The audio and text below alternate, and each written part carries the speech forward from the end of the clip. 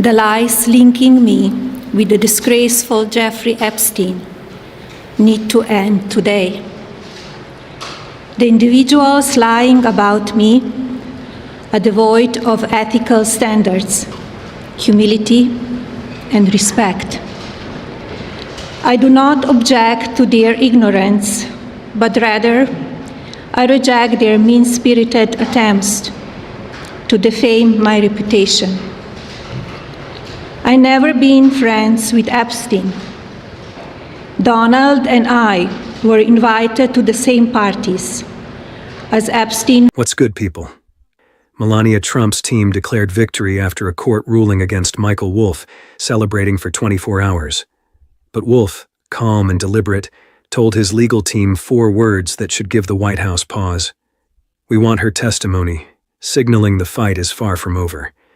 If you have been following this channel through every twist and turn of the Wolff versus Melania Trump legal battle, from the billion-dollar threat to the anti-SLAPP filing to the press conference to the fundraising campaign to the Justice Department lawsuit, then you already know that this story has never been simple. And today we are going to explain why the ruling that the Trump world is celebrating as a victory is. Author Michael Wolff has claimed in a lawsuit that First Lady Melania Trump threatened to sue him for over $1 billion in damages if he didn't retract Jeffrey Epstein-related statements he made about her. Wolff said in the lawsuit that Melania Trump's threat to sue came over statements he made to the Daily Beast and in 3 videos published on social media, although he added some statements were incomplete phrases and were taken out of context. The lawsuit came on Tuesday, the deadline set by Melania Trump's lawyer for Wolff to retract statements, issue an apology, and pay damages to his client. Through his lawsuit, Wolff announced his intention to use the legal action to put the president and his wife under oath to answer questions about Epstein. Wolff conducted. In the cold analytical light of the law, something far more complicated than a win.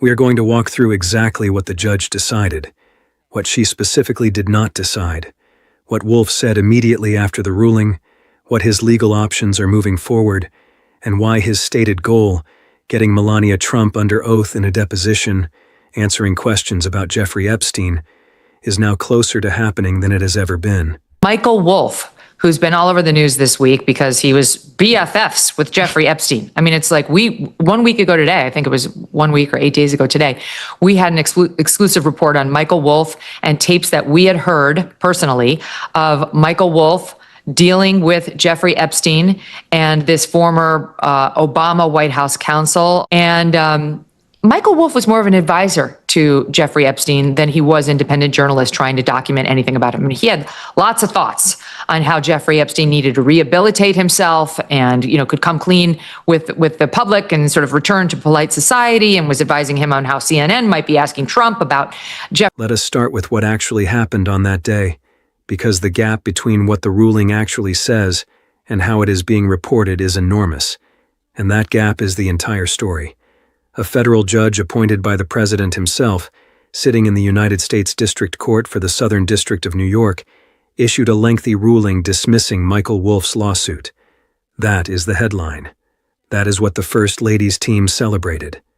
That is what conservative media reported as a decisive legal victory. Melania Trump also pushed back against a report from author Michael Wolff that the notorious pedophile introduced her to Donald Trump.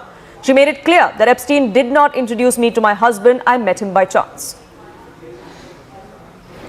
The lies linking me with the disgraceful Jeffrey Epstein need to end today. I never been friends with Epstein. Donald and I were invited to the same parties as Epstein from time to time, since overlapping in social circles is common. But here is what the ruling actually said, and here is why every single word of it matters. The judge did not rule on the merits of the case. She did not say that Wolff's claims about the First Lady and Epstein are false. She did not say that Wolff defamed her. She did not say that the statements he made, that she met her husband in Epstein's social circle, that she was actively managing the administration's handling of the Epstein files, that her marriage is a sham or a strategic arrangement, were untrue or legally actionable. She specifically declined to reach those questions entirely. She said the court would not be drawn into overseeing an abusively presented dispute. She called Wolff's legal strategy contorted. She accused both sides of an inappropriate level of tactical maneuvering, and she dismissed the case, not on its merits, but on procedural grounds. She ruled that Wolff was trying to jump the legal queue by seeking a declaration that he would win a defamation case that had not even been filed yet. She told him to wait. She told him that when the First Lady actually sues him, he can raise all his defenses. Then she essentially said, "Come back when there is a real case." What is your reaction to what you heard from the First Lady? Well, first, I'm very glad that she suggested that it's important that Congress have a hearing and allow the survivors to testify. I'm in support of that. I know my client Alicia Arden and others would be in support of that. Of course, not all survivors agree with that, but I think it should be a choice for the survivors whether to testify or not. They should not be subpoenaed to testify. They should be invited to testify and to say whatever they want to say about their abuse by every. That distinction is not a technicality. It is the entire foundation of everything that happens next, because what the judge actually did was not end this legal battle. She redirected it. She told both sides that they have a real dispute. The court acknowledges that, but you need to litigate it properly. And litigating it properly means one thing now. The First Lady must file her billion-dollar defamation lawsuit against Michael Wolff. And the moment she does that, everything changes. Everything changes in ways that should keep her legal team awake at night. Here is what Wolff said immediately after the ruling. He was direct, unambiguous, and notably calm for a man whose lawsuit had just been dismissed. He said, "We want Melania Trump to testify about her relationship with Jeffrey Epstein." He did not say he was appealing the ruling, though that option remains open. He did not say he was retreating. He said, "We want her testimony." And he reiterated that the underlying legal battle, the challenge to the pattern of using legal threats to silence speech and intimidate critics, was not finished. It was in his framing simply entering its next phase. He has never been afraid of this fight. He raised nearly $1 million from thousands of donors to fund it. And he is not walking away because a federal judge told him he filed his lawsuit in the wrong procedural order. Now let us talk about Wolff's legal options moving forward, because he has more of them than the First Lady's celebrating team appears to realize. And understanding each one reveals why his position, despite the dismissal, is far stronger than the surface reading of the ruling suggests. The first and most obvious option is to appeal the judge's ruling. The grounds for appeal are genuinely arguable. The judge applied a legal doctrine called Wilton abstention, a principle that allows federal courts to decline jurisdiction over certain types of declaratory judgment actions in specific circumstances. Legal scholars who have analyzed the ruling have noted that the application of Wilton abstention in an anti-SLAPP context raises novel legal questions that an appellate court might find worth examining. The federal appeals court that covers New York has a strong tradition of protecting First Amendment rights and press freedom. An appeal is not a guaranteed winner, but it is a legitimate legal avenue that Wolff's team has not foreclosed. The option is on the table. The second option is to wait for the First Lady to file her defamation lawsuit in Florida and fight it there. And this option is counterintuitively the one that Wolff may actually prefer. Here is why. When the First Lady threatened to sue Wolff for $1 billion, she was the one with the power. She was the aggressor. She was the one wielding the legal threat as a weapon. In that dynamic, Wolff was the target. But the moment she actually files a defamation lawsuit against him, the dynamic inverts completely. She becomes the plaintiff. And being the plaintiff in a defamation case is an extraordinarily difficult position, especially in the United States, where the First Amendment sets an extremely high bar for defamation claims. To win a defamation case, the First Lady would need to prove in court, with evidence, through legal process, in front of a judge and potentially a jury, that Wolff's statements about her and Epstein are false, not merely embarrassing, not merely damaging to her reputation, factually false, and she would need to prove it by clear and convincing evidence. That is a high standard. and it requires her to engage with the specific factual claims Wolff has made about her relationship with Jeffrey Epstein in a way that her press conference, where she delivered prepared remarks and took no questions, absolutely did not. And here is the part that should make the First Lady's legal team genuinely attentive. To fight a defamation claim, Wolff gets discovery, not the discovery he was seeking through his anti-SLAPP lawsuit. Discovery as a defendant in her case. He gets to demand documents from the First Lady. He gets to subpoena witnesses. He gets to compel the production of communications, records, and evidence. And most critically, he gets to depose her under oath in front of a court reporter in a formal legal proceeding where every word she says is recorded and every answer is subject to cross-examination. The deposition that her legal team has spent months and considerable resources trying to prevent becomes available to him the moment she files her defamation case. He does not have to subpoena her. She hands herself to him the moment she walks into a Florida courtroom as plaintiff. The judge essentially told Wolff, "You cannot ask me to declare you the winner before the game is played." And Wolff's response is essentially, "Fine, let the game be played." Because when the game is played properly, with discovery and depositions and evidence presented under oath, Wolff believes he wins. He has said it publicly and repeatedly. He has said he has recorded interviews with Jeffrey Epstein in which Epstein made specific statements about the First Lady.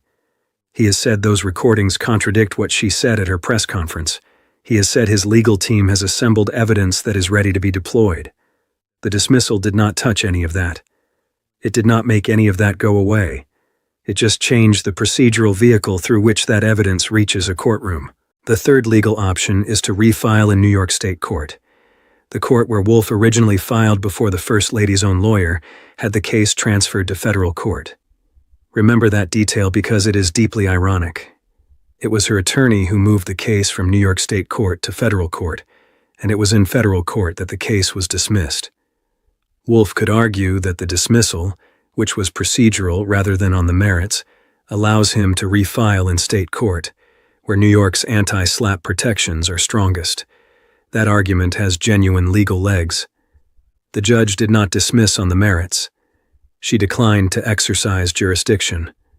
That is legally distinguishable from a ruling that the case has no merit, and it arguably preserves Wolff's ability to return to the state court where he started.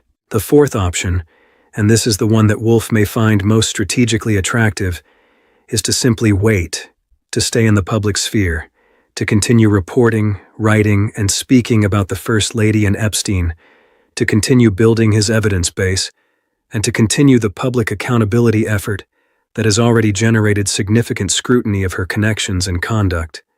Because every day that passes without her filing her billion-dollar defamation lawsuit is a day that the threat she used to pressure him looks more like exactly what Wolff always said it was, a SLAPP threat. A threat designed to intimidate, not to seek genuine legal remedy. If she threatened $1 billion in damages and then never actually sues, that silence will be its own story and Wolff will be there to tell it.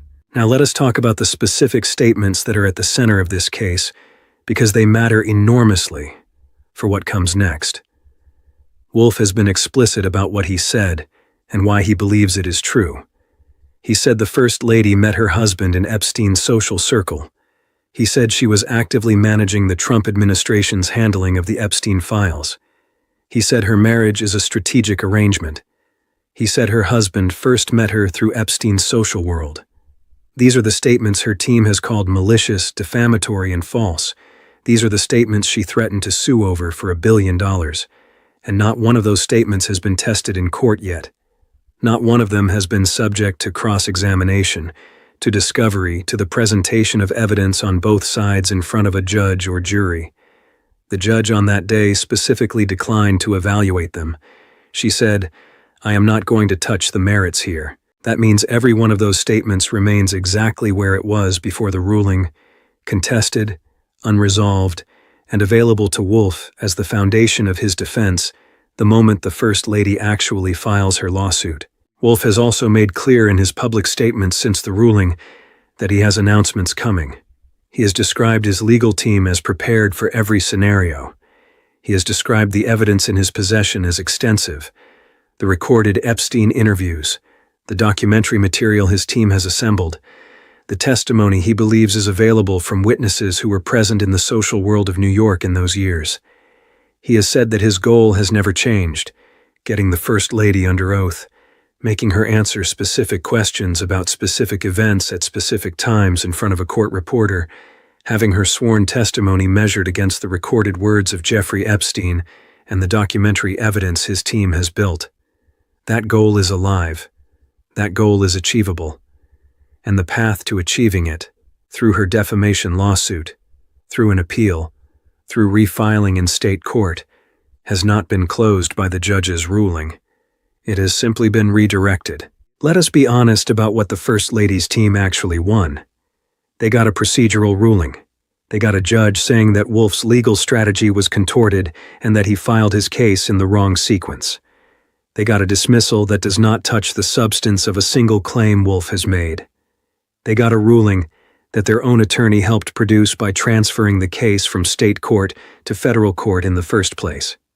A tactical move that, in a profound irony, is what enabled the legal argument that ultimately dismissed the case.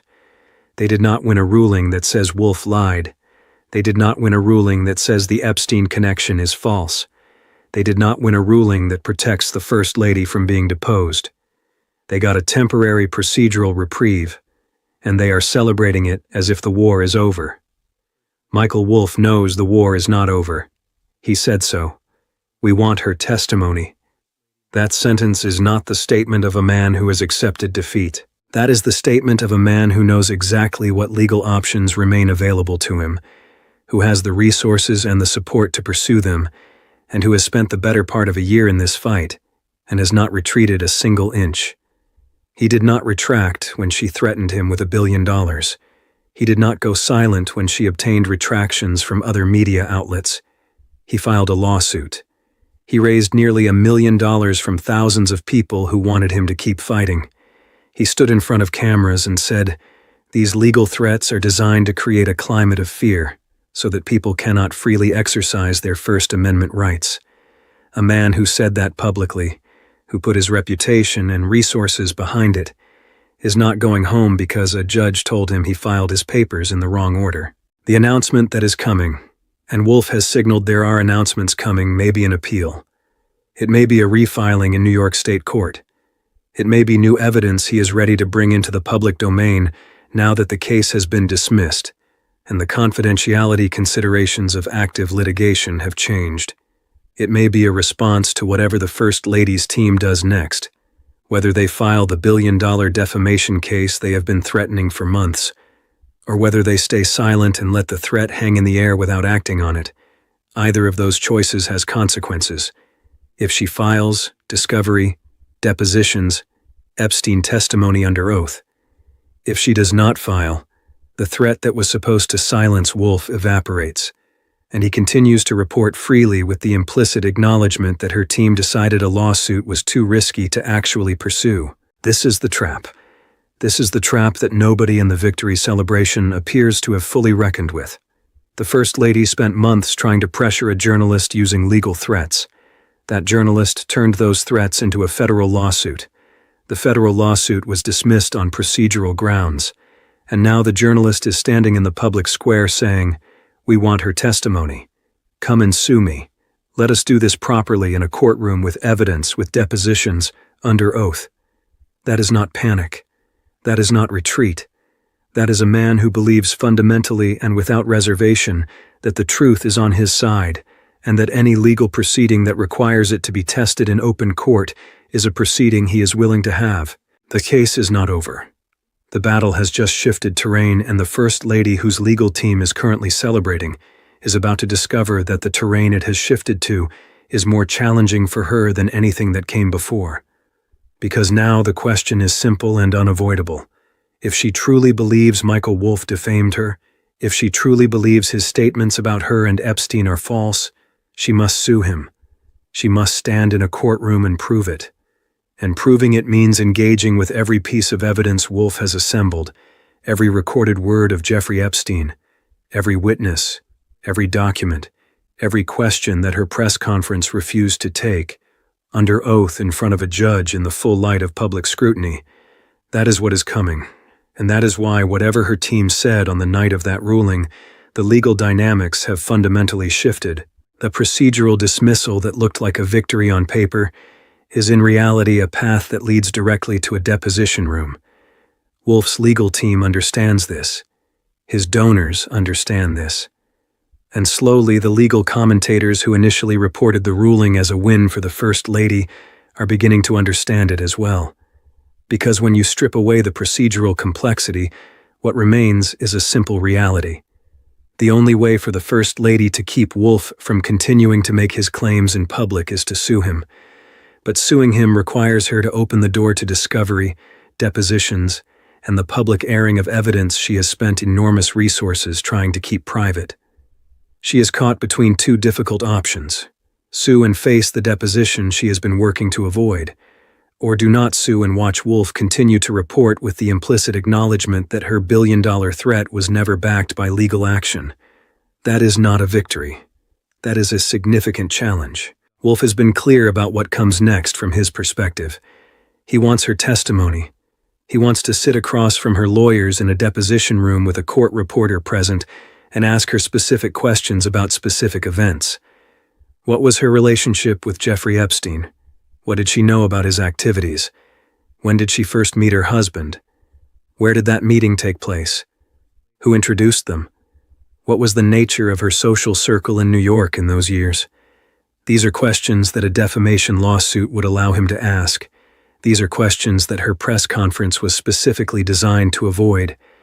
And these are questions that if she files her lawsuit, she will have to answer under oath with perjury penalties attached to every word. The coming weeks will determine the trajectory of this entire battle.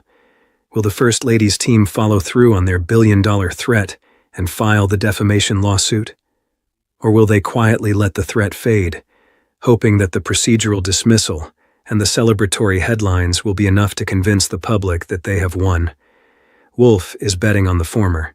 He is betting that her legal team's advice will lead her to file, and he is preparing for that moment with recorded Epstein interviews, documentary evidence, and a team of lawyers who have been waiting for this fight. The announcement he has promised is coming. When it arrives, the narrative that this story is over will be challenged, because Michael Wolff is not finished. He has not even started the fight he actually wants. He wants her testimony, and he is closer to getting it than he has ever been.